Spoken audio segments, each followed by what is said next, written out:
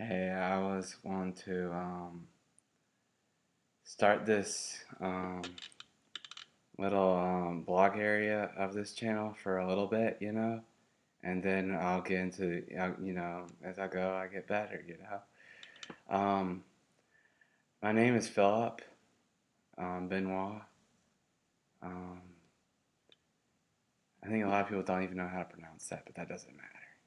Just ask for an interpretation from God, about that name, how to spell that and everything. Just, speak in tongues and ask for interpretation.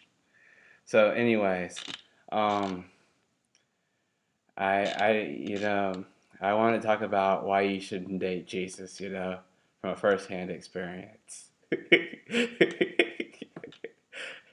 Why you should get married to Jesus instead of just dating him all the time. Um, You know, I think back in 2014 or 15, I think it's 15 now that I think about it. I had watched a Todd White video, and like literally, like I felt that like I felt that God was with me and all that stuff. And I wasn't healed or anything, and I just ran out of my apartment and just healed somebody of something. Just ask him. Of how he got healed. I'll tell you if you just ask me yourself if you really care about that. He had cerebral palsy, and he kind of just didn't believe me. He just thought I was off, just a little crazy or something like that. And I had healed him of cerebral palsy, and that was my first healing. It was an apartment nearby, and I wasn't going to church back then. If you can even call that church. All that normal stuff. No supernatural. Anyway, so I went to church, and a little bit, every now and then, but it's like it was just annoying. And by the time that I had, literally just said that I would heal the sick, I had to leave because my rent, my lease was up, and I had to go back to Myrtle Beach. And basically, when I went to Myrtle Beach, I had kept on healing the sick, and like I know I'm leaving parts out of this story because the video would be too long, for YouTube. I think you can only go up to a certain amount of time before you get something taken out. Anyways, you know, literally like when I got back to Myrtle Beach, I started healing the sick like fanatically, and I had joined a few groups. And I had joined I only joined one group that I can remember for that.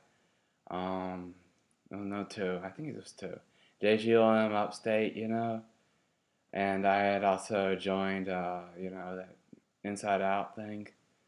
But I admit I didn't learn anything, but it's okay. It just reaffirms something. Um, you can also notice I wasn't saved for I was never saved actually. I was just thinking like if I get healed, I could get saved. And I was literally just like going from website to website to get saved. And like eventually I had somebody had told me that they could heal me. And I had and that time I had actually gotten healed, of a bunch of things actually. Um, yeah, I literally just had like ADHD. It looks like I have ADHD, but I really don't. I think I still have the hyperactivity part, but I don't have I know I can concentrate. I know that because I can look at something for 10 seconds straight, and that's a long time to look at something, just one area for 10 seconds. um, But I believe that people shouldn't, go on stage or anything and give a motivational speech and say a few things about healing and stuff. I think that age should be done away with eventually because there should be better standards for people who go up there and teach. I believe, discipleship is more important than making up a whole new sermon to speak to the whole entire crowd, because, discipleship gets things done.